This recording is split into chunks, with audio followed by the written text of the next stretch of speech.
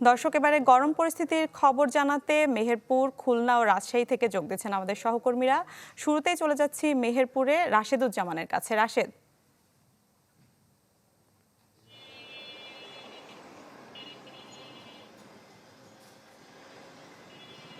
মিলা আসলে গত কয়েকদিন ধরে যে মেহেরপুর অঞ্চলের তাপমাত্রা, বিশেষ করে চুয়াডাঙ্গা মেহেরপুর অঞ্চলের তাপমাত্রা ৪৪ ডিগ্রির উপরে প্রবাহিত হচ্ছে। এবং গতকালকে যদি আমি তাপমাত্রা বলি, দেশের সর্বোচ্চ তাপমাত্রা সেটি ছিল ৪২.৩ ডিগ্রি সেলসিয়াস।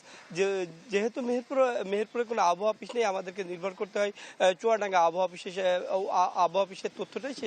সেই তথ্য অনুযায়ী আমাদের এই অঞ্চলে ছিল সর্বোচ্চ তাপমাত্রা। আজকেও কিন্তু সকাল ৯টায় যে তাপমাত্রা রেকর্ড করা হয়েছে সেটি কিন্তু ৩১ ডিগ্রি সেলসিয়াস। অর্থাৎ প্রচণ্ড গরমে কিন্তু দুর্বিষহ জীবন পার করছে সাধারণ মানুষ। বিশেষ করে সাধারণ মানুষ কিন্তু একেবারে প্রয়োজন ছাড়া রাস্তায় বের হচ্ছেন না। তার প্রভাব পড়ছে খেটে খাওয়া মানুষের উপরে। ১, ২, ৩ ঢাকায় জমি জিতে নিন ১০০% ক্যাশব্যাক সহ ২০ কোটি টাকার পুরস্কার। অন্যদিকে যদি হাসপাতালের তথ্য আমরা যদি বলি, গেল কয়েকদিনে বিশেষ করে এপ্রিল মাসের আজকে পর্যন্ত হিট স্ট্রোকে আক্রান্ত হয়ে হাসপাতালে ভর্তি হয়েছে প্রায় ৩৫ জন রোগী এবং হার্ট অ্যাটাকে ভর্তি হয়েছে ৭ জন রোগী, যেটি গত মাসে অর্থাৎ মার্চ মাসে ছিল ২৫ জনে। তো এই ২২ তারিখ পর্যন্ত কিন্তু এখন পর্যন্ত ৩৫ জন যে রোগী স্ট্রোকে ভর্তি হয়েছে, তার গরমের কারণেই কিন্তু বেশি ভর্তি হয়েছে বলে হাসপাতাল কর্তৃপক্ষ আমাদের জানিয়েছেন।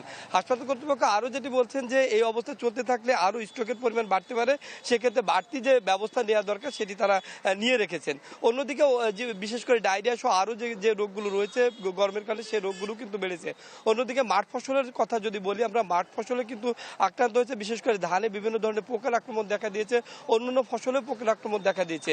অর্থাৎ এই গরম যদি অব্যাহত থাকে তাহলে কিন্তু মাঠ ফসলের কিন্তু ক্ষতিগ্রস্ত হবে। বিশেষ করে বড় আবাদও কিন্তু বাধাগ্রস্ত হবে। বিশেষ করে ধানের যে চিটা দেখা যাচ্ছে, সেই চিটার কারণে যে বড় যে কাঙ্ক্ষিত ফলন সেটি কিন্তু কৃষকরা পাবেন না বলে কৃষি সম্প্রসারণ দপ্তর আমাদেরকে জানিয়েছেন। সেক্ষেত্রে বড় যে লক্ষ্যমাত্রা অর্জিত হবে না। অন্যদিকে অন্যান্য ফসলে কিন্তু পোকার আক্রমণ দেখা দিতে পারে। তো এই ছিল গরমের সর্বশেষ পরিস্থিতি। রাশেদ, আপনাকে ধন্যবাদ। দর্শক, এবারে চলে যেতে চাই খুলনায়। সেখানে রয়েছেন আমাদের আরো এক সহকর্মী মামুন রেজা। মামুন, গরমের তীব্রতা কতটুকু, আবহাওয়া অফিস কি বলছে?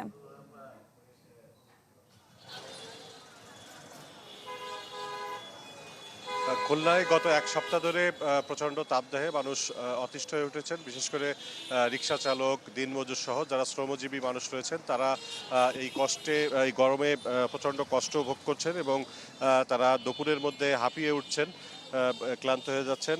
খুলনা আবহাওয়া অফিসের ইনচার্জ আমিরুল আজাদ তিনি জানিয়েছেন যে এবছর গত ২০ এপ্রিল খুলনায় সর্বোচ্চ তাপমাত্রা ছিল এবছরের ৪১.২ ডিগ্রি সেলসিয়াস। আর আজ বেলা ১১টায় তাপমাত্রা ছিল ৩৫.৩ ডিগ্রি সেলসিয়াস। দুপুর ৩টার দিকে তাপমাত্রা আরও বাড়বে বলে তিনি জানিয়েছেন। এছাড়া তিনি জানিয়েছেন যে আজ রাতে সামান্য বৃষ্টি হতে পারে, এছাড়া ২-৩ দিনের মধ্যে কিছুটা বৃষ্টি হতে পারে। আর আবহাওয়া অফিস জানিয়েছে যে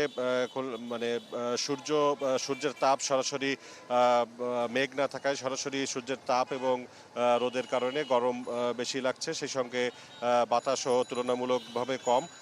এবং যদি ২-৩ দিনের মধ্যে বৃষ্টি না হয় সেক্ষেত্রে গরম কমার সম্ভাবনা নাই।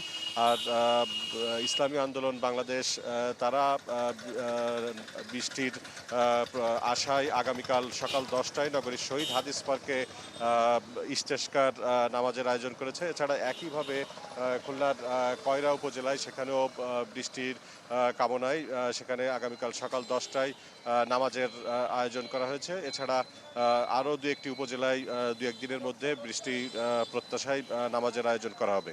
খুলনায় এই ছিল গরমের সর্বশেষ অবস্থা। মামুন, আপনাকে ধন্যবাদ। দর্শক, এবারে রাজশাহীতে চলে যেতে চাই। সেখানে যোগ দিয়েছেন আমাদের সহকর্মী আবরার শাহিদ। আবরার।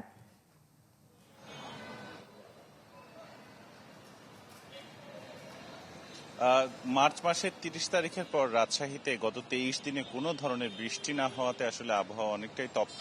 তবে দক্ষিণাঞ্চলের চেয়ে রাজশাহীতে এখন পর্যন্ত ১ ডিগ্রির মতো তাপমাত্রা কম রয়েছে, যদিও আবহাওয়া দপ্তর বলছে গতকাল এবং তার আগের দিন এই দুদিন রাজশাহীর সর্বোচ্চ তাপমাত্রা রেকর্ড করা হয়েছিল ৪১.৫। আজকেও এখন পর্যন্ত প্রায় ৪০-এর কাছাকাছি। আবহাওয়া দপ্তরের তথ্য মতে আগামী ২ থেকে ৩ দিন এই তীব্র তাপপ্রবাহ অব্যাহত থাকবে। এরই মধ্যে রাজশাহী নগরী সহ সারা দেশেরই সকল স্কুলগুলো বন্ধ রয়েছে, তবে রাজশাহী বিশ্ববিদ্যালয়ে ক্লাস পরীক্ষা সবই চলমান রয়েছে সশরীরে, এবং এছাড়া অন্যান্য যে শিক্ষা প্রতিষ্ঠান বড়দের সেগুলো চালু রয়েছে। এদিকে তাপপ্রবাহের ফলে বেশ কিছু ঘটনাও ঘটছে রাজশাহীতে। গত কয়েকদিনে নদীতে গোসল করতে গিয়ে বেশ কয়েকজন মারা গেছেন, তাদের সংখ্যাটা প্রায় 6 জনের মতো। গতকালও 2 জন মারা গেছেন। তো যারা এ বিষয়ে অনেকেই সতর্ক করছেন যে নিজে ঠান্ডা রাখতে বা সাঁতার কাটতে কিংবা গোসল করার ক্ষেত্রে সাবধানতা অবলম্বন করার কথা বলা হয়েছে। এছাড়া নগরীতে বিভিন্ন বেসরকারি সংগঠন সংস্থা তারা পানি, শরবত এগুলো সাধারণ মানুষকে খাওয়াচ্ছেন। সতর্কীকরণ বক্তব্য যেগুলো নির্দেশনা সেগুলো মাইকে প্রচার করা হচ্ছে। ফলে খেটে খাওয়া মানুষ যাতে সতর্ক থাকতে পারেন সেদিকটাতে নজর দেওয়া হয়েছে। এবং রাজশাহী মেডিকেল কলেজ হাসপাতাল কর্তৃপক্ষ বলছে তীব্র গরমের কারণে বেশ কিছু রোগী ডায়রিয়া এবং গরমজনিত শ্বাসকষ্ট নিয়ে হাসপাতালে ভর্তি হচ্ছেন, তবে সেই সংখ্যাটা এখনো যে খুব বেশি বেড়ে গেছে তেমনটা নয়। তবে সাবধানতা অবলম্বন করার কথা বলা হয়েছে, যাতে শরীর ঠান্ডা থাকে এবং বাতাস চলাচল করে এই ধরনের কাপড় বয়োবৃদ্ধ এবং শিশুদের পরানো হয়। এর বাইরে সতর্কীকরণের যা যা নির্দেশাবলী সবাইকে মেনে চলতে অনুরোধ করা হয়েছে। দুপুর হতে চলল, হয়তো আজকেও তাপমাত্রা চরম পর্যায়ে পৌঁছাতে পারে। এ ছিল রাজশাহী থেকে আবহাওয়ার অবস্থা। আবরার শাহির, আপনাকে ধন্যবাদ। দর্শক, গরম পরিস্থিতির খবর জানাতে খুলনা, মেহেরপুর ও রাজশাহী থেকে যুক্ত হয়েছিলেন আমাদের সহকর্মীরা।